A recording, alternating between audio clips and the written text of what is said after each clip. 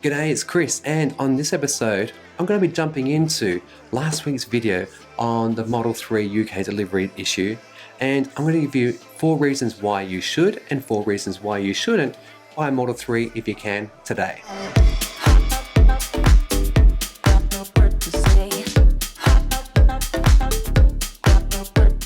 Let's get into the comments, and as I do so, I'll give you actually my thoughts and again provide you as much evidence as I can as to why I think something is the way it is. Alright, you ready for this? Let's jump straight into it. Alright, so Peter writes, I think Elon really doesn't care about the quarterly numbers. He releases the configurator in cars when he pleases, and the cars are getting delivered when they're ready, regardless of whether that's in the quarter after or not. They're already indicated in quarter 2 it's going to have a small loss, and then by quarter 3 they will be profitable when all the cars arrive and are getting paid. I completely agree, Peter. Like, at the end of the day, Elon's actually, a major shareholder in the company. He's the CEO and he's part of the board, so he can decide as to when to do things or not do things. Again, I just think it's disappointing that they've said in their quarterly results that, they've had some lessons from the logistics around deliveries, and it just seems that they're making the same mistakes again. Don't get me wrong, I'd like a Model 3 sooner than later, but at the end of the day, it's going to give them a worse quarter again, I think. Alright, next one. Cruella writes, I think due to shipping and stuff, reservation holders will still be top of the list and first ship, and they're taking orders straight away as they have to build and ship so far. Will be silly of them not to stay on top of it. And yeah, you're right, batching is always a way to get economies of scale and to give you savings through those efficiencies, so yeah, completely agree. Luke17123 writes, if you look under frequently asked questions on the Model 3 page, you will see it clarified.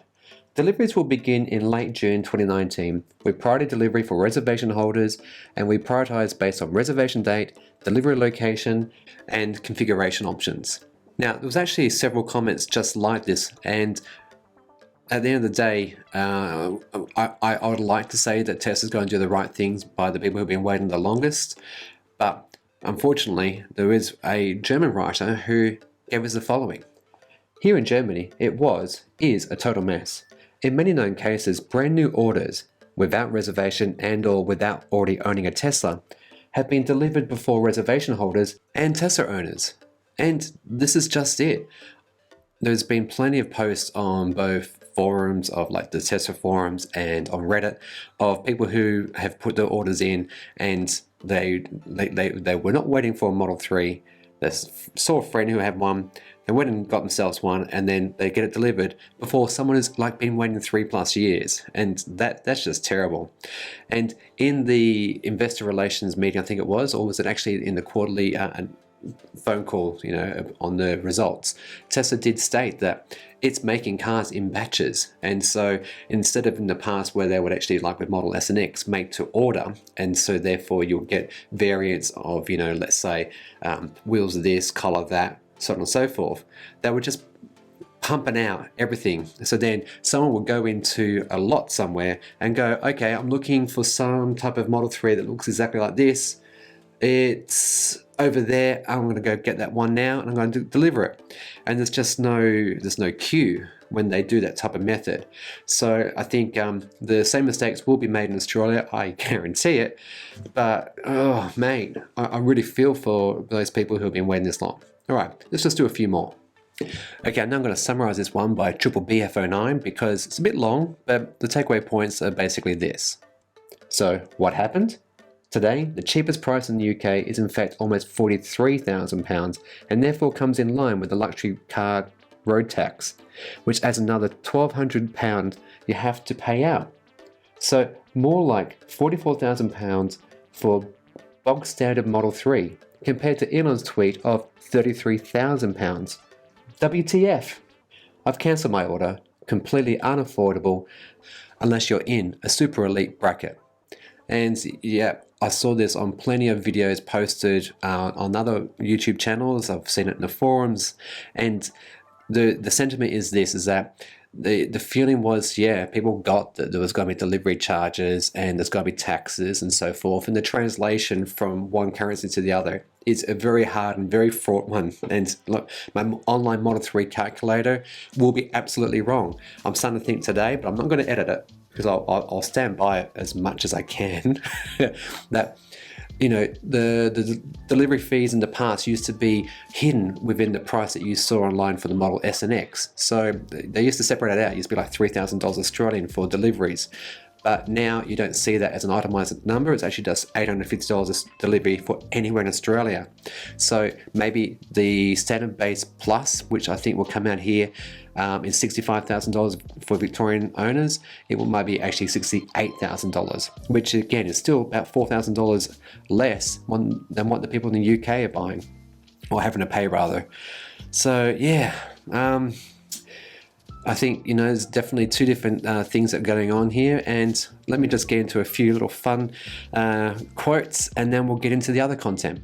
Nick Baker writes, "Yes, I put my money down 3 years ago and don't care, so stop trying to cause crap, moron." And because of that, he's not going to subscribe. Well, no loss. Next. Fish Therapy 100 writes, "It's a car, mate. The longest I've waited for a car was 3 months, and that pissed me off. But all Teslas have zero style. By the time your Tesla gets delivered, the Porsche Taycan will be available. The Porker is the iPhone. You'll be left with a proxy BlackBerry. You're a mug. Good luck breaking about that."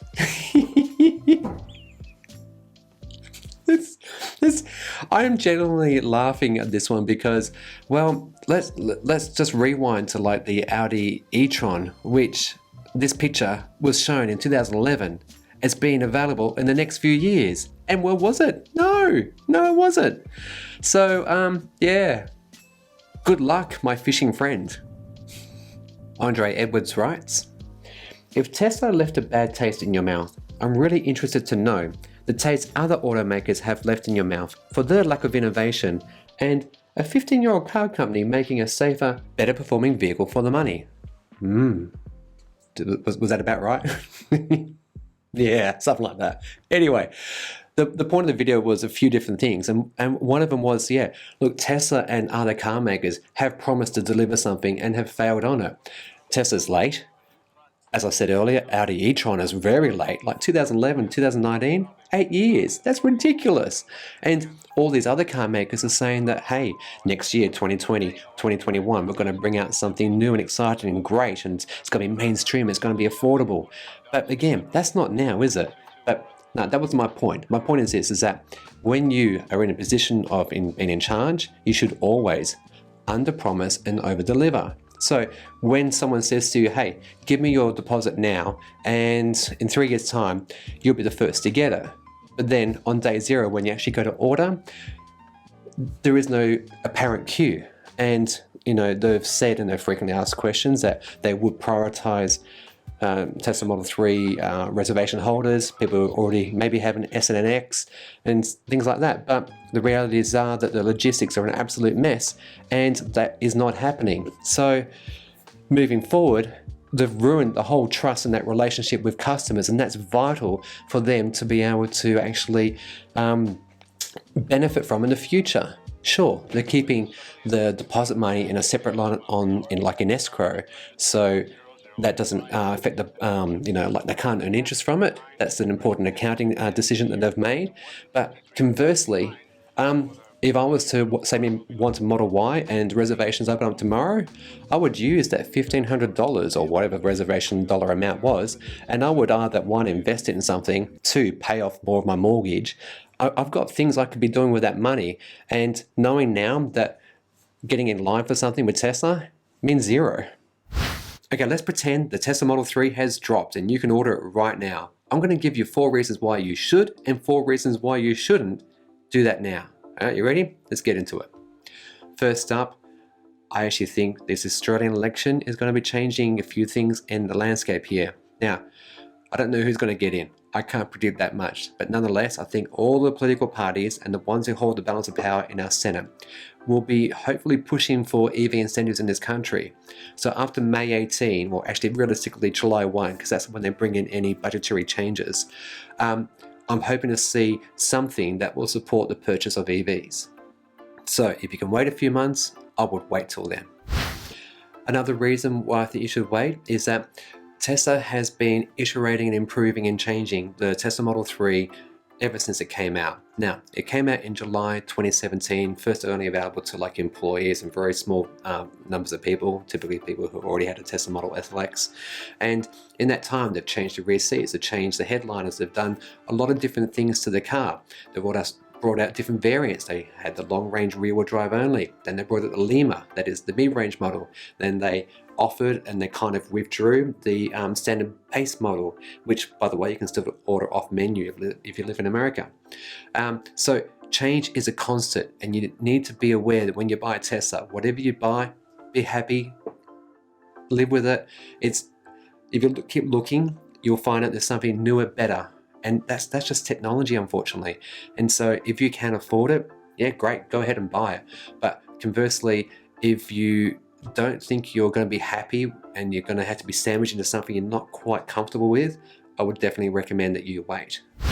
Another factor that I think is worthwhile of your consideration in delaying your purchase will be the China Gigafactory. Coming online in our winter, or that is the American summer, or the Chinese summer rather, already in the quarterly financials, they've reported that they'll have some cost savings through the labor costs, just because, well, China, pay over there is a lot less, and the savings that they had there, will they actually ship Australian Model 3s and S's and X's? Who knows? But I think that Tesla will be able to produce cars at a cheaper dollar value than they currently do, and that will, I think, force the price down. And Tesla is one of the very, very few manufacturers who actually do reduce their prices. And, well, good on them. Thank you, Tesla. All right, and then one last final point as to why I think you should wait.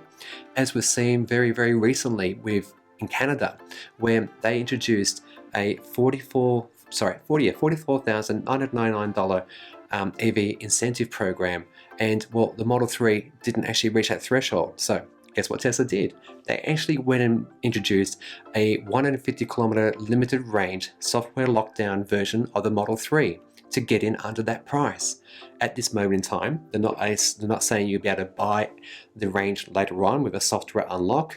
Yeah, I think they're just being very savvy and politically smart about this.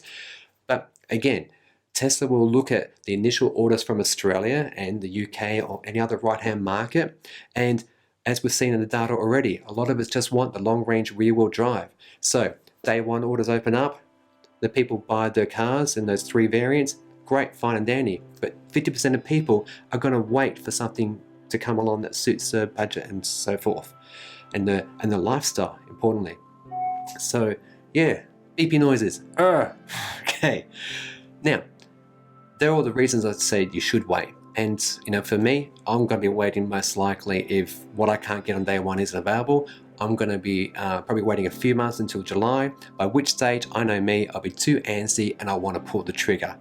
It's going to be a hard 2 months to wait, but I know I should do it, and it's just going to help me save a bit more and mean fewer car repayments. So, that's a good thing, and happy wife, happy life, right? Yeah. All right. Now, reasons that you should buy now. Well, obviously the first one, if the model you want is available on day one and you've got the budget for it, go for it. Oh my gosh. So lucky, very jealous, and if this was me, I would, have I got a Tesla ticket? I should get a Tesla ticket. That would help. Yeah. All right. Another reason. You get the car in a few months in June or July, you're going to have those bragging rights, which people, they're going, oh, look at that, it's a Tesla Model 3. I'll be one of those people caught on sentry mode, gawking and taking photographs of your car. And, well, yeah, I'll be jealous, and I'm not ashamed to say it. Yeah, I think some people, they will be doing videos on YouTube about the Australian Model 3 experience and getting as many Tesla referrals as they can. And by the way, I do have a Tesla referral myself, by the way. So if you're thinking of buying, you can now get like 7,500 kilometers of free supercharging. Oh, a little shameless plug. Sorry. Okay, getting back to it. But nonetheless, the market interest is out there, and look, if I put Tesla in the name of one of my titles, I get a lot more views. And I don't want to do clickbait stuff. It's a bit no, it's on the nose. I don't like it. So nonetheless, There'll be people out there who are like, please watch my YouTube video, and oh yes, use my Tesla referral code. Thanks in advance. All right. And the fourth reason why I reckon you should pull the pin when you can, you might just need a car now. You might have had maybe some EVs in the past, or maybe this is going to be your first EV. For goodness sake, it's going to be my first EV. This is so expensive. And the if you've been after a second set of wheels, maybe this is going to be your daily commuter car. Or you know, your other car has been a bit of a wreck lately and it's costing you a fortune in service fees and keeping it running. Yeah, absolutely. Go buy what you want to buy, and you know, good choice, very good choice. All right, so that will do it for this episode. I really do hope you've enjoyed it. If you have enjoyed it, look, feel free to subscribe. It's free, really supports the channel and keeps me going. I'm making content like this. If you've got any questions, please put them down below. I love to hear from you. I do respond within a few days normally, and from that I can actually then put some future videos together which might answer your queries. So if you do anything, be green and stay clean.